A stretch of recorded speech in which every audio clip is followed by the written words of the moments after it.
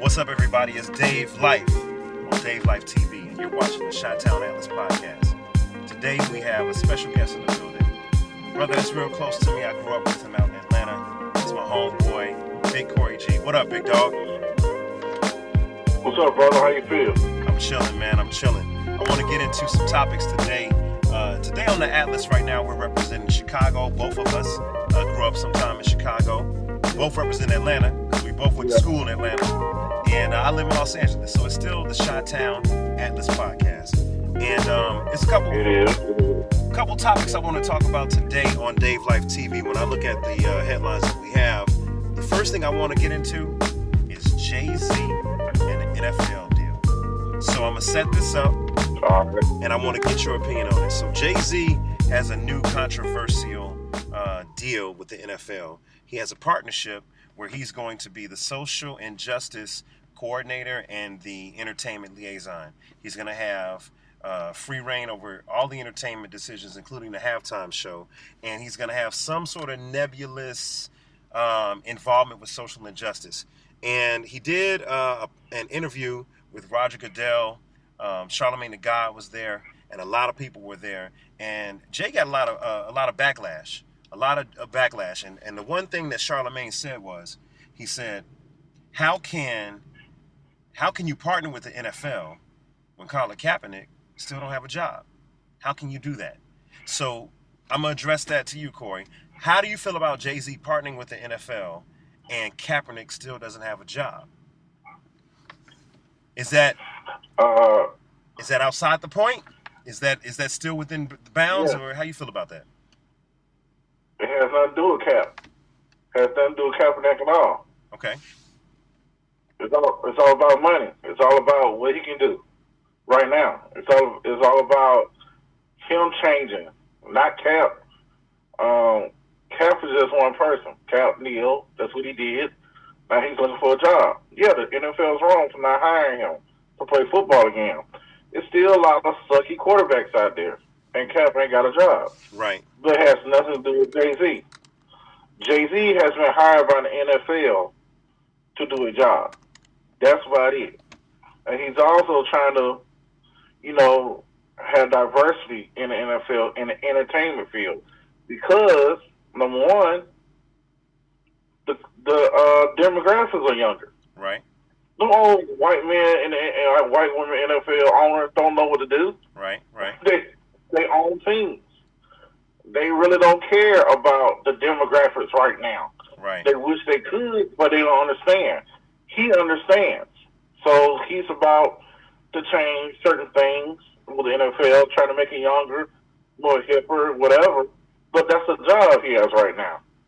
Okay, so that's about it. So do you feel that Jay-Z is really going to help social injustice by partnering with the NFL? And if so, what you think he's gonna do? I don't know what he's gonna do. I don't know. And see, that was a criticism, right? The criticism was, Stephen A. Smith even said this. He said, I could see if Jay-Z had laid out some bullet points or some plans around what he was going to do to change the image of the NFL and to affect social injustice. The problem is that he signed this partnership and we don't know what his plan is. And so everyone was like, yo, okay, is this just money? This just capitalism? Jay-Z making some money? Is that what this is? And then the other thing that came up was, okay, you're partnering and Cap don't have a job. Number one, we got to remember that Kaepernick knelt in protest to police brutality and in protest to the United States being a country that kind of allows systematic racism to take place, right? Right. He wasn't boycotting the military. He wasn't boycotting even the flag. He was boycotting police brutality, and he was boycotting white supremacy in America and racism. Right. So I agree that Jay-Z coming on board isn't necessarily a slap in the face to Cap, because Cap settled with the NFL, if we remember. He settled. Him and Eric Reed, by the way, Eric Reed is also criticizing Jay-Z. He called him a hypocrite and all types of negative things. And he was real harsh on Jigga. He was harsh on Jay-Z, man. And I thought that was a bit unfair because, again, Kaepernick and Eric Reed settled. They settled the civil lawsuit with the NFL, and they got an undisclosed amount of millions for settling. Now, I feel like this. If you're boycotting and the NFL doesn't want you to kneel for the flag, and they blackball you and all of that, I feel like this, man. If you're boycotting and then you settle, the boycott is over. It's over. You settle. You know what I mean? In other words, the grievance with the NFL is over. I'm not saying don't boycott and don't speak out against police brutality, but you can do that in other ways other than kneeling, on the job, if you will. I feel like once he settled, the kneeling on the job was over, and he was going to continue to pursue his social pursuits in another manner, and he was going to go get a job in the NFL. That's what I thought. I mean, how'd you feel about him settling? I felt like that's what he was owed anyway. Okay. Because he didn't have a job. That's what he was owed. They owed him that. Right. I don't think it was a settlement. This is what you owe me. For losing on the years I didn't play football. You owe me this. You owe me much more than that. So we don't know. I know it was what I think, close to that. But he's still doing stuff outside of football that, for, black people. He still does stuff. Right. But here's the problem. The problem is this. You and I, as black men in the black community, why are we looking at Jay-Z to change anything that happens to us in the black community? He's not, if you don't do it, man, who's going to look up you down? Man, fuck that. Hold on, repeat that, because the Wi-Fi messed up. Repeat that statement again. He's not what? He's not the end-all, be-all of social righteousness. Okay. I have never looked at Jay-Z as somebody who is, to me, someone I'm like, hey, man, Jay-Z don't do it.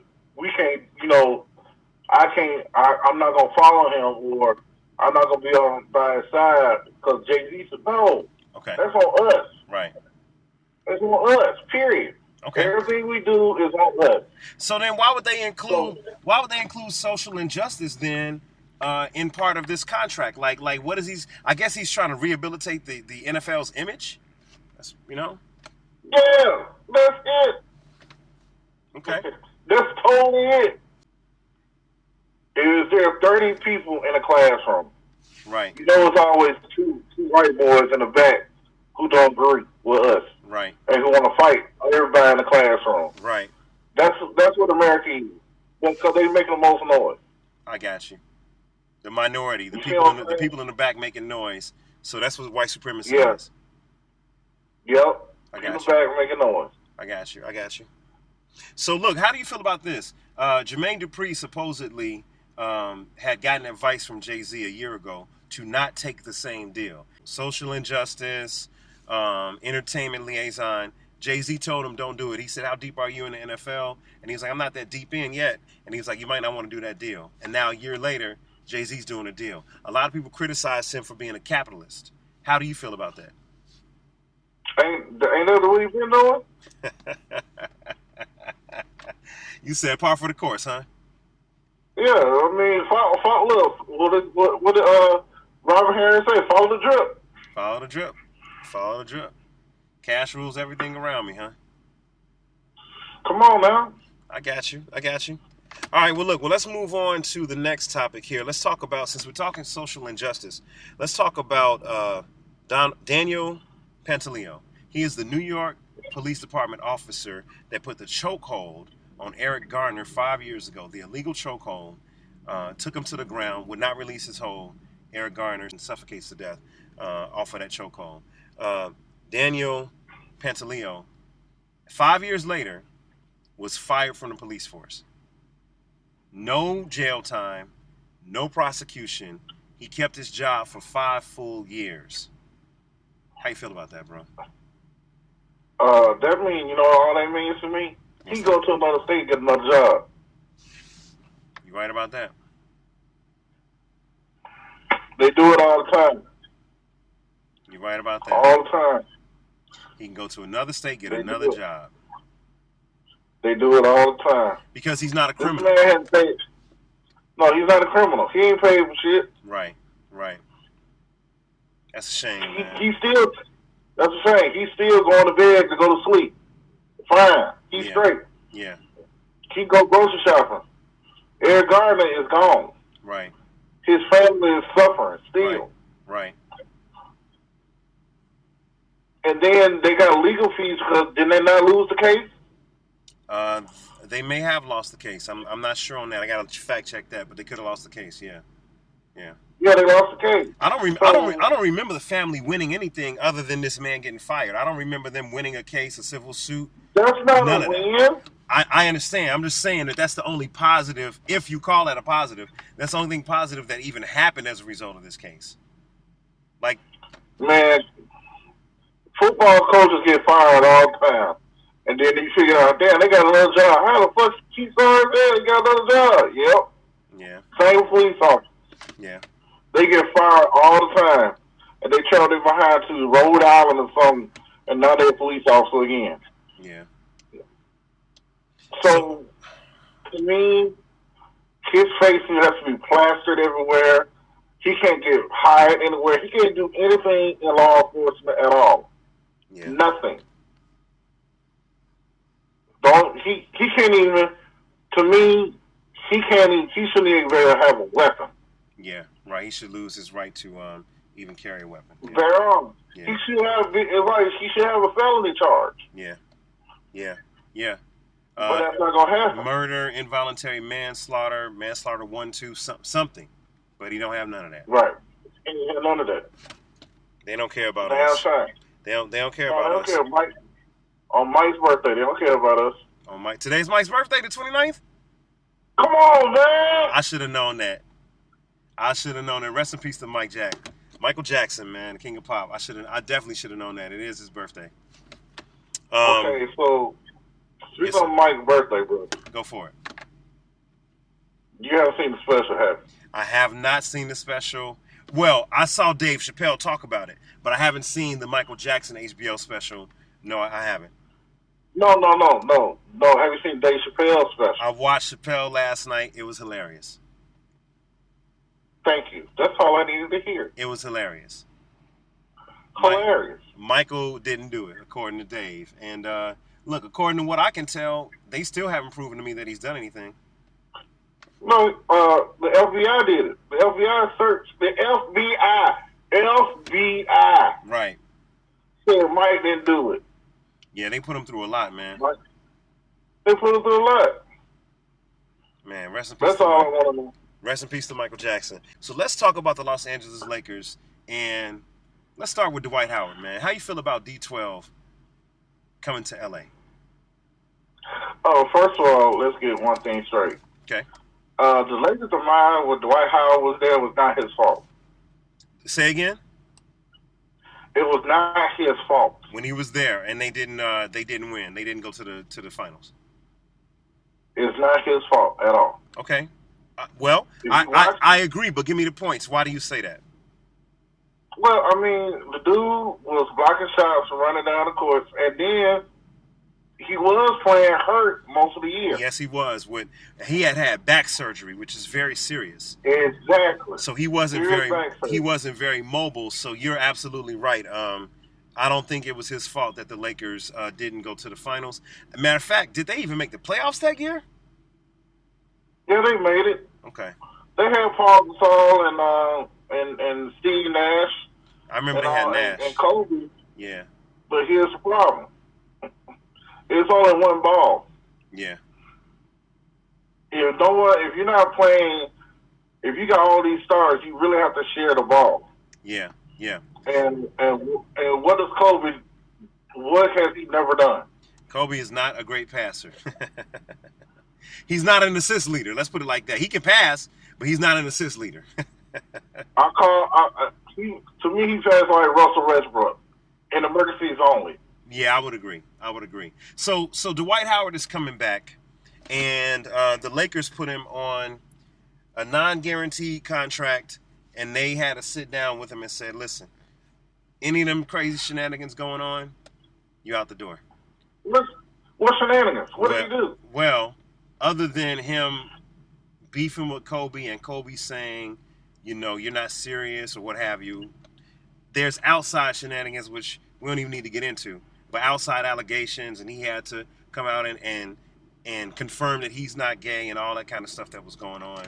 But I guess they're just saying any distractions, and if he's not playing up to par, he can be released. That's any basketball player. Nah, I agree with you. Look, man, I personally think that Dwight Howard could still be a force. I know that he's healthy. I believe last year he was averaging something like 12 rebounds, maybe something like 17 and 12, 20 and 12, something like that. I think that Dwight is still useful, man. Dwight is not the problem.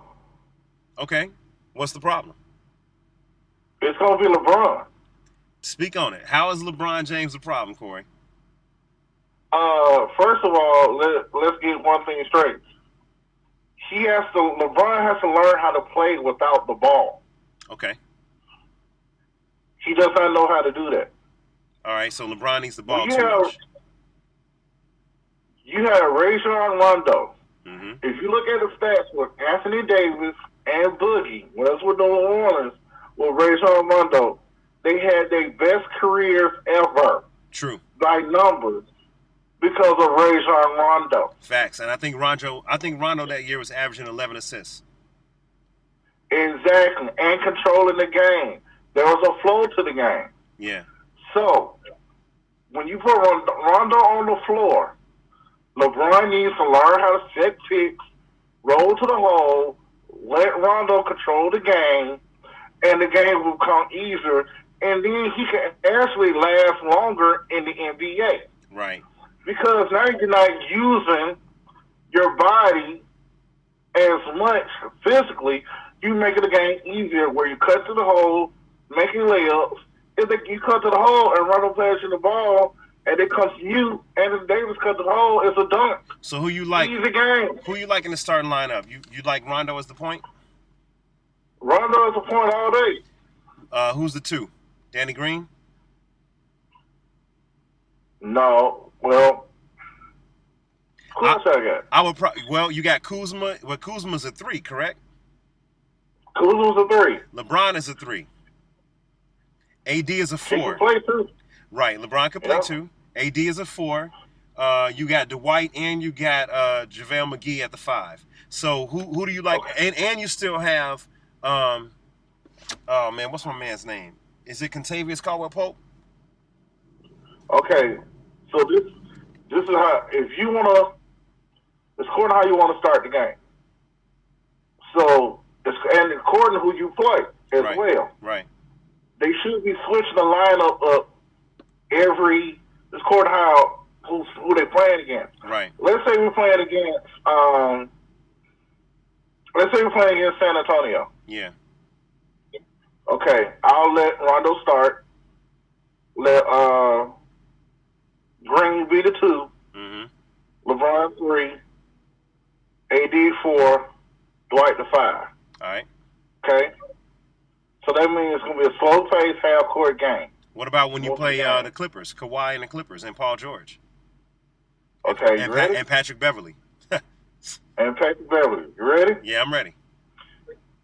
So, Rondo the 1, Kuzma the 2, LeBron the 3. No, actually, no. Kuzma the 2. No, I'll take it back. Green the 2, Kuzma the 3, LeBron the 4, AD the 5. Oh, you putting the AD at the 5 in that game? Yes. Yeah. Wow, not Dwight? Because you know what I said in the beginning, you spread them out. Okay. So AD is a threat. They're not gonna focus on Dwight.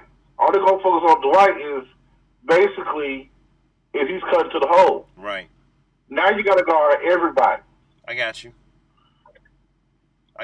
So you spread it out. Only thing I might do different is put LeBron at the point and have Kuzma and Danny Green in there at the 2 and the 3. That's the only thing that I might do different. I might take Rondo off the point in that game. Yeah, you can do that too. You know what I'm saying? Just for some more shooting. I mean, Here's the problem. Rondo know how to control the game, though. Rondo's a hell of a point guard. Exactly. He's still, to me, the best point guard in the NBA. Yeah. Also, the problem is when LeBron gets the ball, sometimes to me, he's better at controlling the game on fast breaks. Okay. Not at half court sets. I understand. I'm tracking. Yeah. I'm tracking. Okay.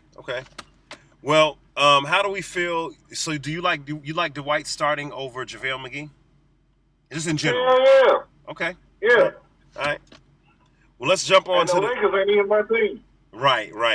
Well, look, let's jump to the next topic. Next topic we're going to talk about is let's go to football, man. Let's go to football and let's look at Ezekiel Elliott. Ezekiel Elliott finally gets a contract. They're saying he's going to make the second most of any running back in the NFL. Okay. Do you like the deal that he got? It's somewhere between $35 million and $50 million over 4 years. It's in between Todd Gurley and the third highest paid running back. I forget his name right now, but he's going to make between $35 and $50 million over 4 years. So it's going to be averaging somewhere between 13 to 18, I think, million a year, something like that. Okay, and what? Do you think his holdout was worth it? That's on him. I mean, to me, you sign a contract and you got 2 years left of your contract, and yeah, I mean, if he won on his end. Yeah, I got you. But guess what? He also messed up at the same time. How's that? So, what makes a running back a great running back? In Dallas. Man, I mean, if the quarterback if you got a throwing game, that helps. To me, that opens up the run game. I said at Dallas. The line. That is it. It's the offensive line. Yeah, the line. So if one of your guys, one of your Pro Bowlers get hurt. Right. And they can't sign somebody else because you got all the money. Oh, then you just hemmed it up. You hemmed up. That's going to mess up your opportunity for success because you're not going to have a strong enough front line. But guess what? Everybody knows he can only run straight. Watch film. Okay. So you're not Watch Ezekiel. He don't cut well. He's not a Todd Gurley. Right. He's not a Saquon Butler. Right. He runs straight. He only ran straight in Ohio State. Ain't nothing. It's nothing. He is Emmitt Smith for real. Straight. Wow. You know what we forgot? He's not breaking too many tackles. You know what we forgot to mention about the Lakers? What? Talk about Boogie Cousins, man. So, real quick, jumping back, DeMarcus Cousins has an arrest warrant issued for him for domestic violence.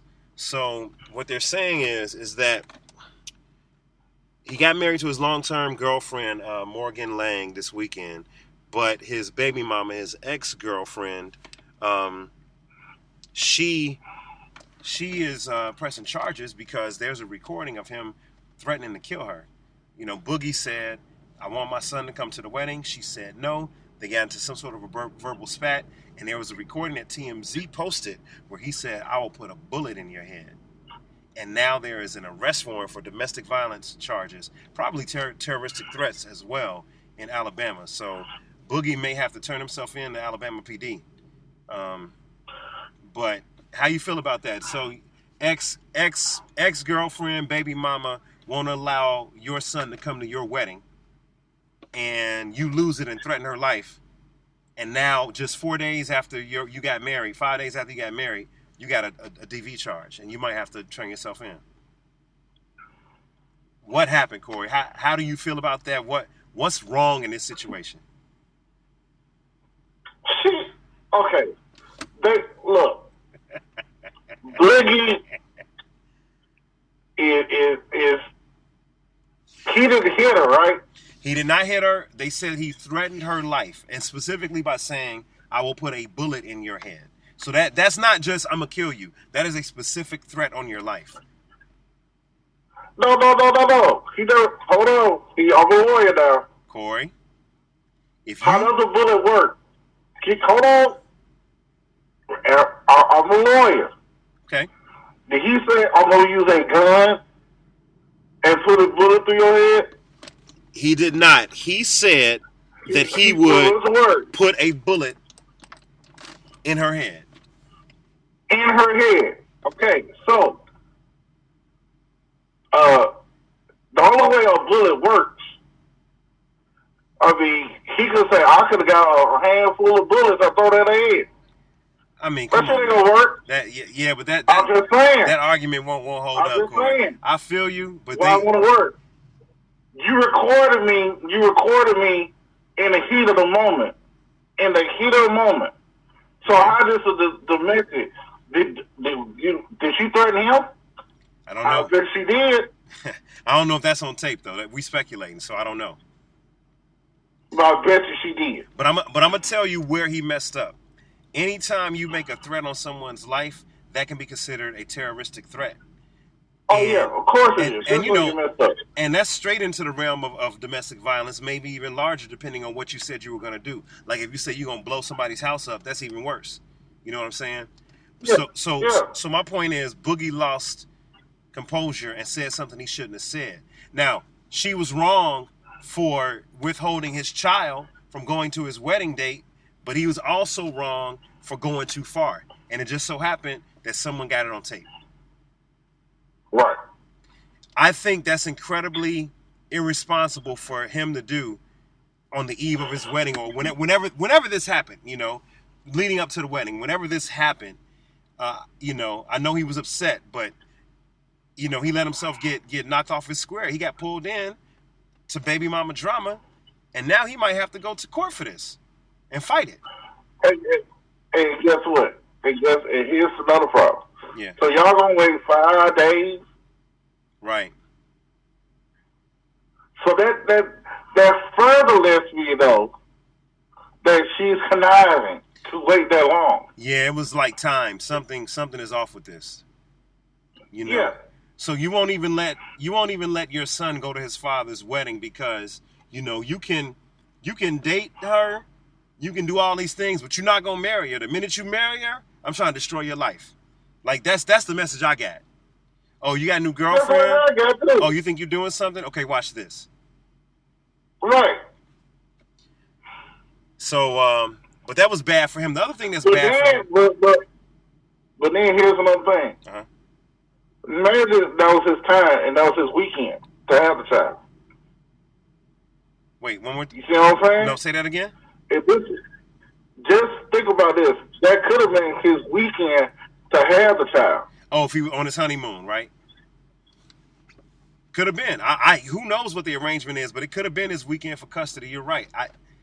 Who knows what this woman did? I don't know, but all I know is it was incredibly dumb for him to say those things, but it was also foul for her to withhold his child from him on something that can never repeat. You only have your wedding day once per marriage, so you know what I'm saying? You can't repeat it. So that was real foul for her. But I will say this. It's kind of messed up, too, for Boogie because he's been trying to escape this image of being a thug and of being hot-headed and emotional. And last year at Golden State, he seemed to kind of rise above it. But then he got hurt twice, you know, and now he's right back into the forefront with, you know, I guess he's irresponsible and, you know, somewhat of a thug or whatever they want to call him, you know, volatile, emotional. I hate that his image is taking this hit because this could mess up not only his injuries, but this could also mess up his chances of getting a decent contract next year or 2 years from now, whenever his current one ends. Yeah, but I think he'll be fine. I think this will go away as well. The injury's probably hurting him more than this in terms of basketball. Yeah, exactly. Yeah. Exactly. Let's start with Popeyes. All right. So, as everybody knows, Popeyes has the new chicken sandwich. Apparently, this is what I heard. If you haven't seen the episode on the Dave Life Show, but Dave Life Show, we put out an episode where we went to Popeyes on La Brea and Centinela in Los Angeles, and we saw firsthand the mayhem and pandemonium, which is black people buying this dang on chicken sandwich, right? and I took it to Chuck Taylor's barbershop. We all taste tested it. Boom, you see the results on the show. It was pretty good. But then the next day, I went to Chick-fil-A, and I bought a Chick-fil-A spicy chicken sandwich. And I just compared from my memory the Chick-fil-A chicken sandwich versus the Popeye's chicken sandwich.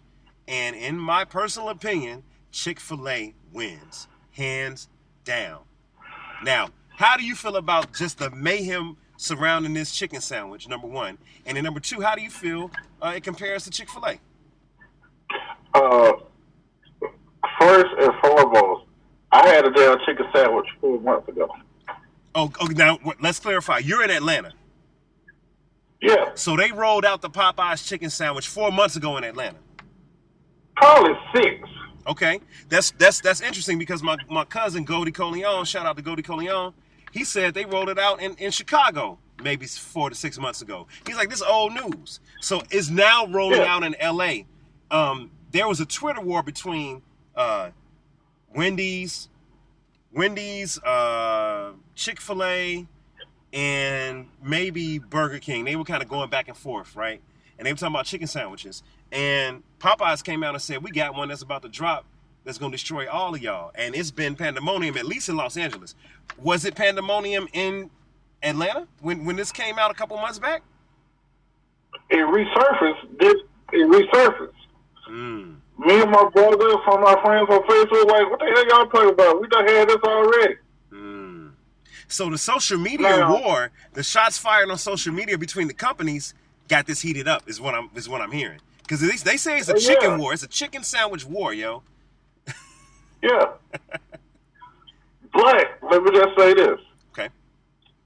It's a chicken sandwich war, but at the same time, you have other chicken sandwiches that are McDonald's got $1 chicken sandwich. Look, man. $1. Listen, bro. I don't even know if it's called the McChicken. It was the McChicken when we was kids. I don't know if it's the McChicken or they rebranded it. But that's a square. That's a wafer. That's come on, man. No. No, and it's not good. It's okay. Right. But at 3 o'clock in the morning, you drunk and you just need to get something quick for $1. But if you had the option between that dollar sandwich and a Chick-fil-A, if you could get Chick-fil-A at 3 in the morning, wouldn't you go to Chick-fil-A? Hell yeah. Wouldn't you go to Popeyes over that McDonald's sandwich? Oh, yes. Now, wouldn't you go to Wendy's over that McDonald's sandwich and get the Wendy's chicken sandwich? Yes. In my opinion, it's a 3-horse race. It's Wendy's, Chick-fil-A, and Popeyes. Those are the 3 chicken sandwiches in terms of major fast food chains that are competing. I don't know anybody else that's got one that's got a horse in that race. Checkers. Oh, now see, I never had the Checkers chicken sandwich. Checkers popping like that? We might have to do a Checkers taste test, man. A Checkers comparison. So now, Popeyes, the only thing gets missed on Popeyes, because I like it. Okay. I need cheese on my chicken sandwich. Now, I didn't get cheese. Can you ask for cheese on your Popeye sandwich? Do they have it? They don't have it. I'm going to tell you what else I didn't like about Popeyes. It was thick. And again, I want people to watch the Dave Life show. Watch the episode on Popeye's chicken sandwich. It was thick, but the problem is it's greasy, just like Popeye's chicken. And, man, it tore my stomach up the next morning. Man, I was hemmed up, Corey. Yeah. Dog, I was struggling the next morning. I said, Jesus, what did they put in this? That grease, dog. Grease. Straight grease. 2 hours later on the toilet. Man, it was like worse than, it was just as bad as White Castle or Crystals. Sliders. I was hemmed up. You can't eat that chicken every day, though. If you eat that shit every day, you dead. You're dying. So I went to Chick-fil-A and I ran into a white patron from Macon, Georgia. He said, I went to the first Chick-fil-A in 1972 in Macon, Georgia. I said, did you? He said, I've had the Popeye sandwich. He said, it don't compare. He was like, the flavor you get from Chick-fil-A. And I had to, when I tried Chick-fil-A, like right after it, the day later, I was like, you know what, man? He's right. This Chick-fil-A sandwich, now, number one, Popeyes is like that thick, and it's thick all the way through. To me, it looks like processed chicken, right? Chick-fil-A is thick on one end and thin on another, just like a chicken breast. It's oblong shaped, you know what I'm saying? Irregularly shaped. Right. So it looks like a regular chicken breast, not something that's going straight across, number one. Number two, some people were like, man, Chick-fil-A is thick, man. You'll choke on it. Man, when I bit that Chick-fil-A sandwich, although it wasn't dripping with juice or grease, it was still moist and juicy. So I don't think it's dry. You know what I'm saying? And then when you add the sauce, Popeyes ain't messing with Chick-fil-A sauce. The sauce in Chick-fil-A, woo! Popeyes cannot fade that sauce, dog.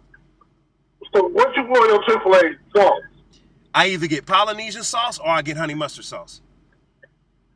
Let's go. Let's go. Polynesian sauce on the bun with that cheese. Come on. Then when you flip it over, you gotta hold it so it won't drip. And look, and don't mess around and get it deluxe with lettuce and tomato. See that? Now, see that? Listen, man, Chick-fil-A ain't playing around, man. Chick-fil-A is the home of the original chicken sandwich. To me, they the king of the chicken sandwich. Boy, it was good. Now, Popeyes is good. Popeyes is good. But you can only do Popeyes once a month. I agree, once a month. Chick-fil-A, you can eat a couple times a week and you'll be all right. Yeah, once a month. Once a month. And we're not even going to talk about Chick-fil-A's French fries, their kale salad. Chick-fil-A got a lot of extras. And here's the one thing I want to say, and we're going to close this topic and jump back on Power. But when I went to Popeyes out here in L.A., man, listen, we talking about 2-inch bulletproof glass. We talking about niggas getting into fights going through the drive-thru on Instagram. We're talking the hood. I go to Chick-fil-A, it's little kids running around. People are happy to take my order. They know my name. I got my order within 2 minutes of ordering. Chick-fil-A was a family experience. And bro, all I can say, I want to support black businesses, but Popeyes, we got to get the plexiglass out of there. We got to get the bulletproof glass out of there. But I guess that's my people, man, because I guess niggas will run up in there with the strap. So. You know, Popeyes in Atlanta is different. Oh yeah? Oh yeah, it's different. No bulletproof glass. You know, they're nice and cool, but I think they got strippers working over the counter though. You know what? I just dropped my phone. Strippers! Making it clap in Popeyes. That sound like ATL. Man, that sound like ATL, dog. Oh my God. But listen, okay, let's switch over to the last topic, man. We're not going to do a recap, but we're just going to discuss one thing. We're going to talk about Power, and we're going to talk about how they changed the theme song. Now, if you haven't seen it, please go to DaveLifeTV and watch DLTV Power, where I recap every episode of Power, starting with season 6. So look out for DLTV Power. It's out there right now on DaveLifeTV. Having said that, I put up an episode where I showed Big Rich Town, original theme by Joe, Big Rich Town, remix with Trey Songz and Ace Boogie with the hoodie. Corey, how do you feel about 50 and them changing it and going to Trey? Here's the problem. You know when this is how you kill something off. Okay. You just killed it off. Yeah. By putting that bullshit ass song in. Right. It sounded like Mark Morrison. Oh wow. You know I hate that song. Yeah. Okay. It's like, Trey, what are you doing? Yeah. Look, man. First and foremost, here's the position I took. Number one, it was too happy. The beat was too upbeat. Trey's tone was too whiny. I ain't like it. It sounded R&B. Yeah. It sounded whiny, like he was trying to croon or something. It didn't sound like Ghost and Tommy was about to, kill somebody and they were dealing cocaine and using laundromats to clean the money. It didn't sound like that. It sounded too R&B, man. It sounded like Tasha and what's name was in the room and he trying to make love to him. Right. It sounded like he was trying to invent sex with Tasha and Keisha. Right. You know what I'm saying? So I wasn't feeling it. But here's the other reason I didn't like it. I didn't like it because you don't change a classic theme song of a hit television show. For instance, Miami Vice, 8 seasons, never changed.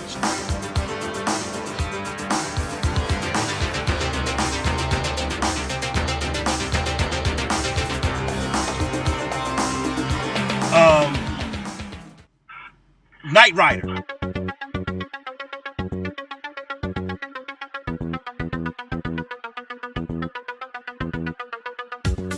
Never changed. Law and Order. The Jeffersons. Who else? Good Times. $6 Million Man. The Simpsons. The Love Boat. And the list goes on and on. When you have a classic theme, Fantasy Island. When you have a classic theme song, you don't. Cheers. When you have a classic theme song, you just don't change it. You keep it. I don't care if it sounds old, if it sounds dated. Man, that's the song that gets people in the mood to watch that show. When I heard Miami Vice, I knew I was ready for it. When I heard The Incredible Hulk, I was ready to see David Banner. When I heard Steve Austin, Astronaut, I was ready to see the $6 Million Man. Period. You know what I mean? When I hear Law and Order, I know the sound. Ta-doom. Look, man, you know what I mean? Dun dun dun dun dun. I know what I'm in for. Exactly. So they shouldn't have changed it just from a classic television theme song perspective. You don't. If it ain't broke, don't fix it. That's the bottom line. Hold on. We missed one more. What's up? Sanford and Son. Dun, dun, dun, dun, dun. Written by Quincy Jones. That's a classic. Quincy Jones. Classic. Classic. Yeah, man. Good Times. Jeffersons. Sanford and Son, man. Listen. So I think 50 Cent heard the backlash. He told everybody, chill. I believe in episode 602, they either gonna not play the theme or they're gonna go back to the old one. I don't know, because you gotta put them in the can and give them to the studio a couple in a row. So they probably already got a couple episodes over at Stars, but hopefully they can go into editing and just switch it out real quick. It's only the intro. Or knowing 50, every episode might have a different theme song. Don't do that either. Go back to Big Rich Town featuring Joe. Well, that's what we need. Yeah. All right. So listen, man, we're at our time limit here tonight. I appreciate you, Big Dog, being on the Chi-Town Atlas podcast. Thanks for hanging out with your boy. Thank you, everybody, for listening to and watching the Chi-Town Atlas podcast on DaveLifeTV. We're on Instagram at DaveLifeTV. We're on YouTube at DaveLifeTV. We're on Facebook and Twitter at DaveLifeTV. Holla at your boy. It's Dave Life with the Chi-Town Atlas podcast, signing out. Peace. Peace.